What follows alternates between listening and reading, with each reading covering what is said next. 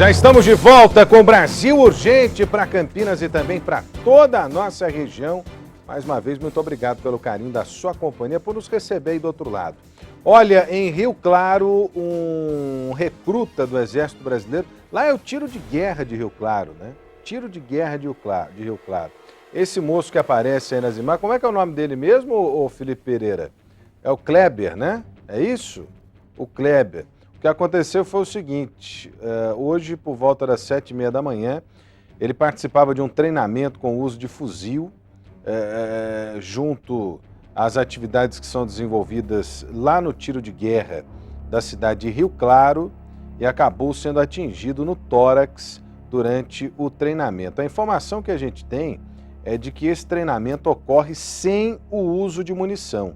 Sem o uso de munição. Mas por um motivo ainda a ser esclarecido, por isso a presença da perícia e investigação do Exército Brasileiro, por um motivo que ainda não ficou claro, a arma que ele usou no treinamento estava municiada e ele acabou sendo atingido, portanto, por esse disparo de fuzil e não resistiu aos ferimentos, acabou morrendo. Acho que cerca de 70 atiradores participavam desse treinamento, que faz parte, né, das instruções do tiro de guerra. O tiro de guerra é um destacamento do Exército Brasileiro, que funciona em Rio Claro, para receber aquelas pessoas que estão ingressando, estão se alistando junto ao Exército Brasileiro. Cerca de 70 pessoas participavam desse treinamento. O Kleber participou de todo o treinamento, segundo os oficiais, sem demonstrar qualquer problema. No fim do treinamento, quando o armamento iria ser guardado, o Kleber acabou ficando lá no espaço de tiros. Quando as pessoas então ouviram um disparo, quando 2 soldados retornaram ao local, encontraram o Kleber caído ao lado da arma, né, atingido por um tiro no abdômen. Olha, o inquérito militar aberto para apurar o motivo, né, desse fuzil estar carregado com munição, que é de uso restrito, e a informação é de que não deveria estar sendo usada munição pelo Exército nesse treinamento. É uma situação muito delicada, né? Muito delicada. Quantos jovens não participam de treinamentos como esse? Quantos são os jovens que não participam de treinamentos como esse? Na doutrina do Exército, há toda uma preparação, acima de tudo, um rigoroso controle do uso de armamento, né, da exposição dessas pessoas a essa prática, que é comum e que acontece. E não poderia ser diferente, as pessoas estão sendo treinadas. Para serem treinadas, precisam estar expostas a esses equipamentos. Regras são seguidas, mas as regras não foram suficientes para evitar essa tragédia, né? Porque o rapaz acabou perdendo a vida. Daqui a pouquinho nós vamos trazer mais detalhes para você que está acompanhando o Brasil Urgente para Campinas e também para toda a nossa região. Tem imagens daquele caso também terrível, terrível. A gente passou a semana passada aqui falando sobre os casos de agressão contra mulheres, mulheres que perdem a vida, mulheres que são agredidas, são vítimas da violência doméstica, mulheres que registram boletins de ocorrência, procuram a justiça e são abandonadas, acabam perdendo a vida por conta da demora da justiça ou porque a lei realmente não funciona da maneira como deveria, né? Nós tivemos um caso desse em Santa Bárbara do Oeste, uma mulher que acabou morta pelo ex-companheiro nessa casa que você viu aí nas imagens. É uma cabeleireira, a Carla. Ela procurou a polícia 7 vezes. 7 vezes para poder denunciar as agressões que vinha sofrendo do marido, do ex-marido, né? Ela chegou a se separar do ex-marido, foi viver em outra casa, mudou do Pará aqui para Santa Bárbara do Oeste, o marido veio atrás, ela tentou dar uma chance para ele, mas deu no que deu, né? Ele continuou violento, continuou agredindo, continuou espancando a mulher e nessa última briga que eles tiveram, infelizmente, ela acabou perdendo a vida. Ela acabou perdendo a vida. Meu Deus do céu, que triste, que história triste, que história triste.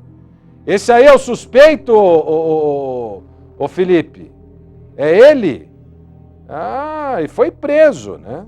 Foi preso pela polícia porque acabou esfaqueando a ex-mulher.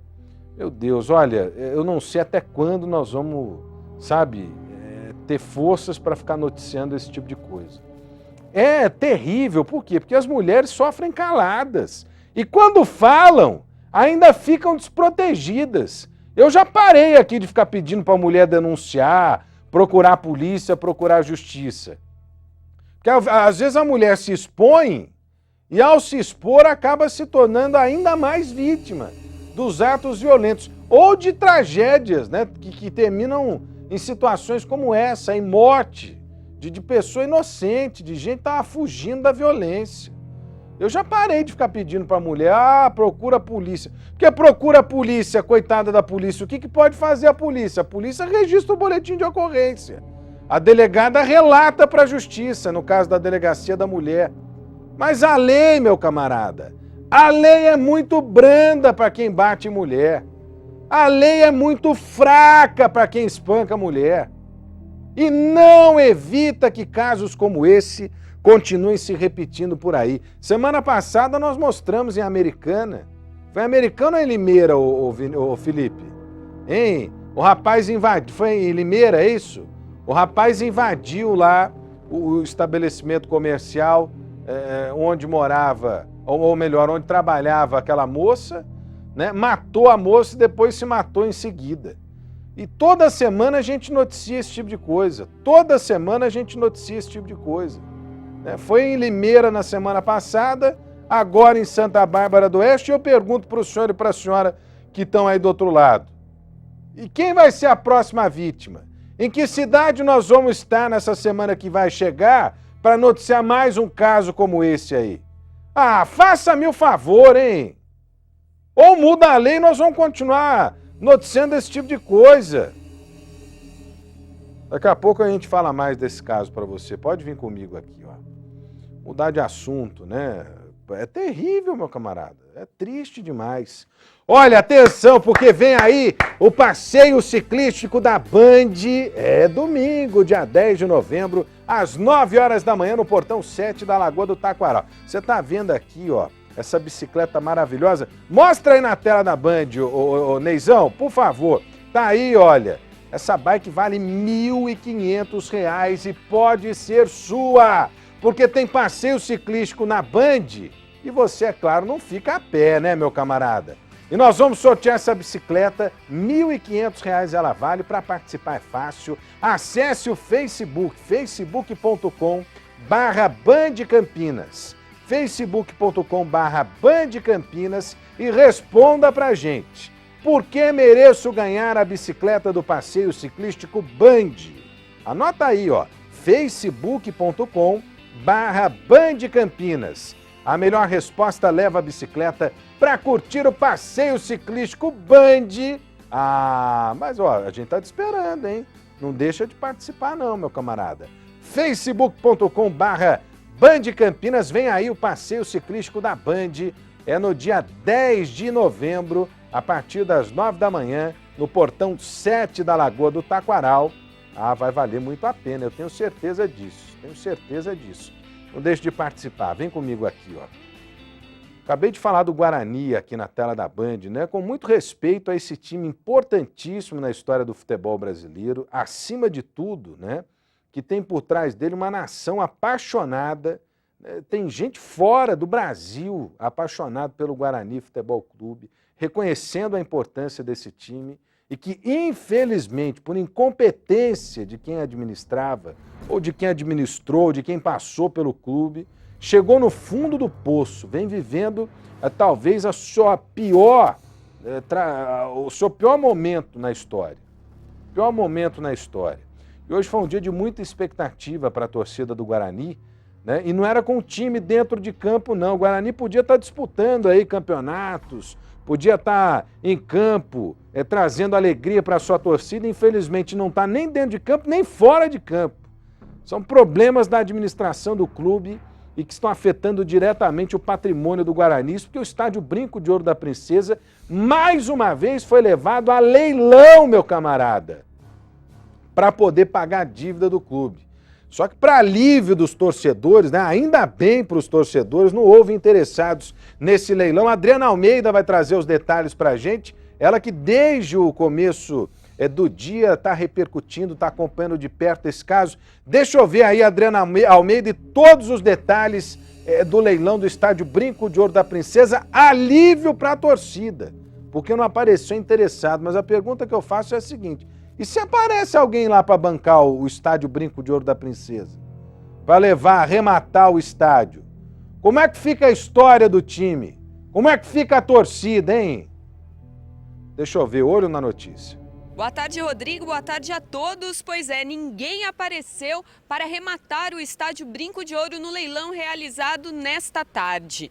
O lance inicial era de 210 milhões de reais. Não apareceu o comprador. Depois foram para o lance mínimo, 147 milhões de reais. Também não apareceram interessados. Depois disso, o leiloeiro ofereceu um valor abaixo dos 147 milhões. E mesmo assim, ninguém apareceu interessado em comprar o estádio Brinco de Ouro.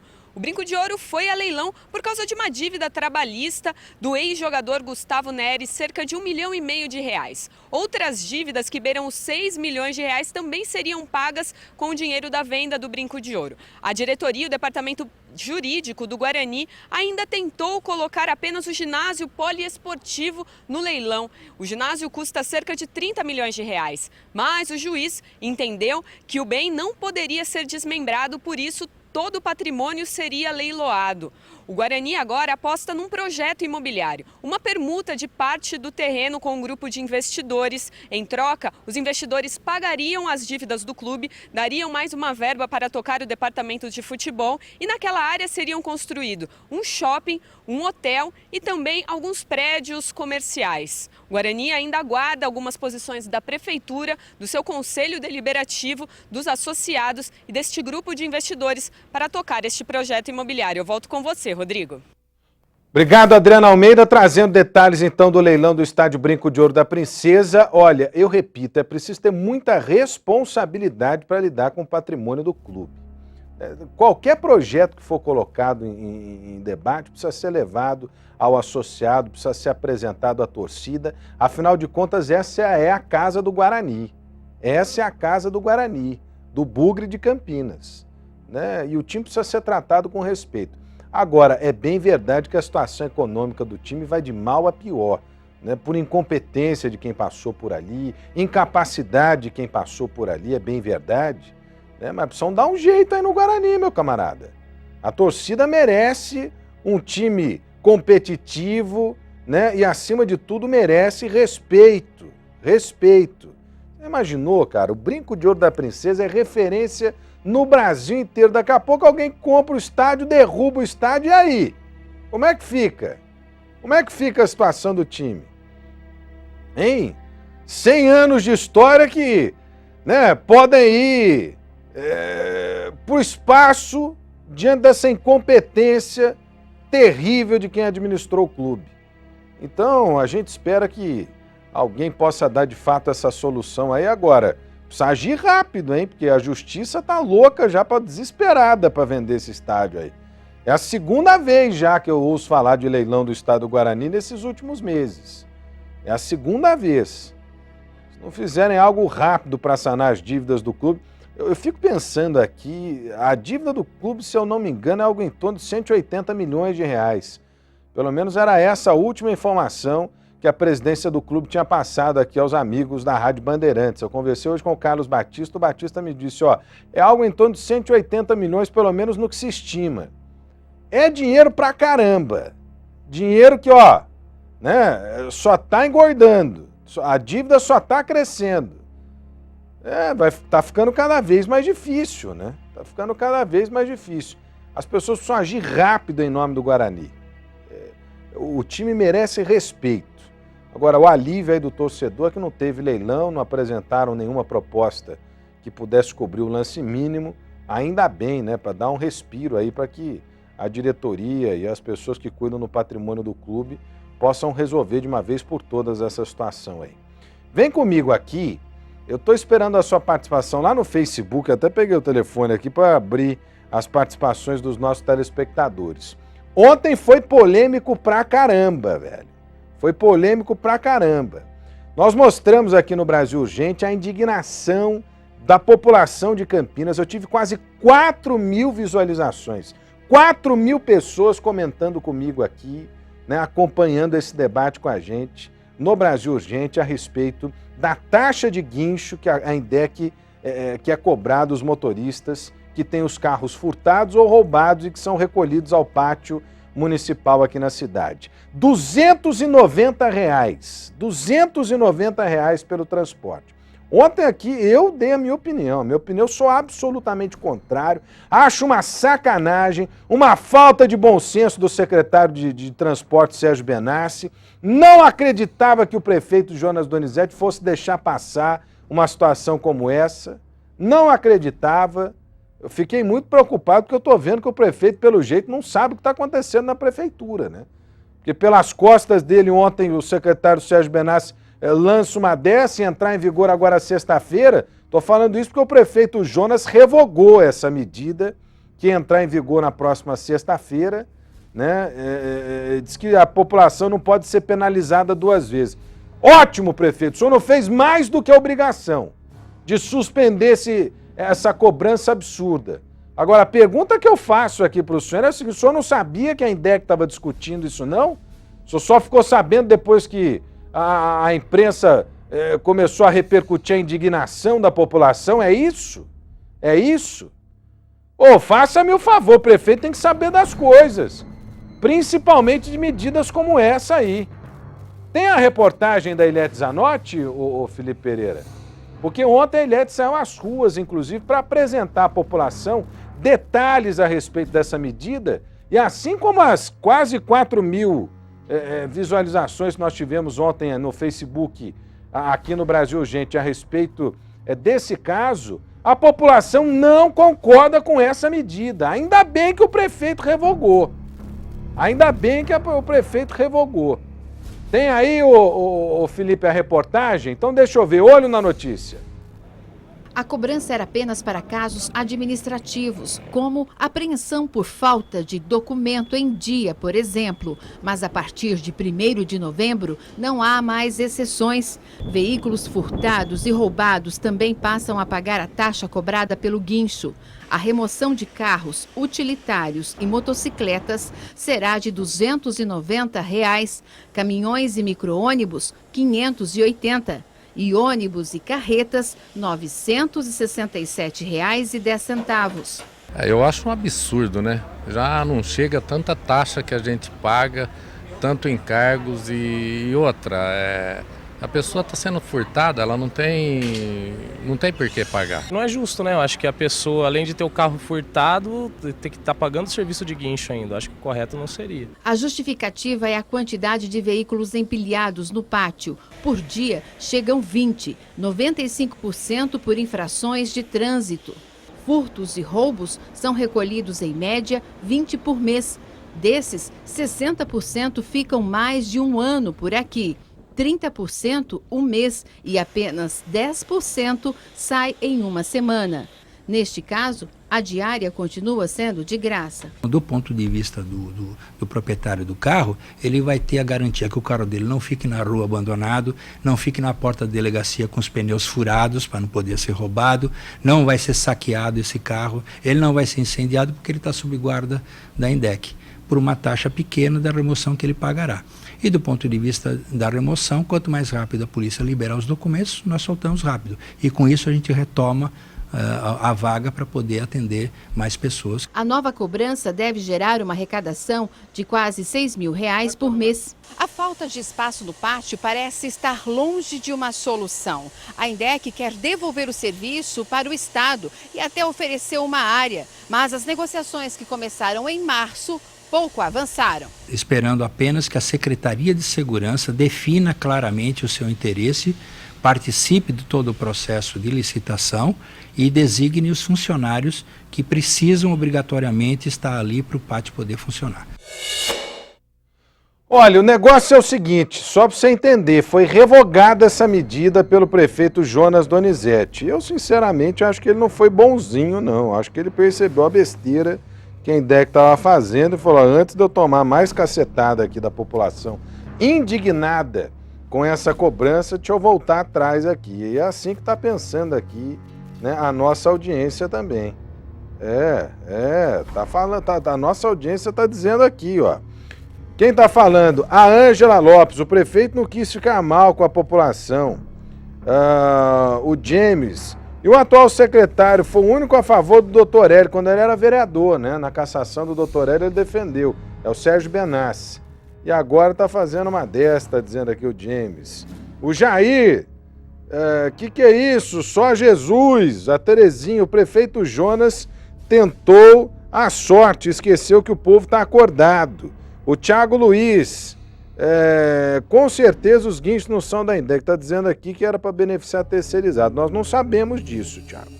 Nós não sabemos disso. A princípio era uma cobrança apenas para a INDEC. A Rita, ele não fez nada. A Miraci, o importante é ter voltado atrás.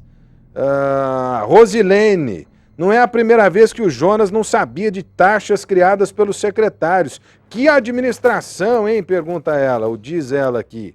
E assim vai, tem o Matheus, a Renata, a Ana, a Sara, a Cleide, a Clarice, o Léo, o André, o Cláudio, o Marcos, o Renato, a Lenira, tá todo mundo aqui comentando. É que ficou essa dúvida no ar, né? Ora bolas, o secretário vai lá, anuncia uma taxa, né, que vai, se a cobrança da taxa acontece, vai punir 2 vezes o cidadão que tem o carro roubado e tem o carro furtado. Nós trouxemos dados ontem, né? Em Campinas, um carro é roubado por hora, no mínimo. No mínimo. Em dia normal, um carro é roubado ou furtado por hora. Aí você tem lá uma recuperação por parte da polícia que beira os 70%, 80%, e esses carros geralmente são apreendidos e levados até o pátio da INDEC. E aí, meu camarada, para fazer esse transporte, 290 pila você ia pagar. Que culpa tem você se você teve o carro roubado ou furtado? Você, eu tenho certeza que não queria passar por uma situação como essa. Só na cabeça do secretário de Transportes que valeria uma história dessas aí. Ah, faça-me o favor, hein? E o prefeito não sabia que a INDEC estava... mas a INDEC tem autonomia, a INDEC é isso e aquilo. Meu camarada, a pessoa se dispõe a ser prefeito de Campinas, mas tem que saber de tudo o que está acontecendo. Não tem desculpa. Não tem desculpa. Eu sempre digo aqui que eu respeito demais o prefeito Jonas Donizete pela pessoa que é, pelo homem que é. Agora, precisa tocar a cidade, precisa fazer acontecer na cidade. A cidade precisa, né, de alguém que esteja ali firme. Pode deixar passar uma dessa aí, ainda bem que o prefeito voltou atrás. Ainda bem que o prefeito voltou atrás.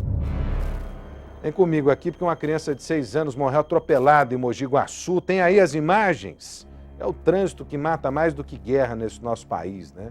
As imagens do socorro, infelizmente a criança não resistiu. O Felipe Pereira tem informações, está comigo aqui ao vivo. Felipe, que acidente terrível, hein? Que coisa, maluca essa história. Boa tarde para você aí.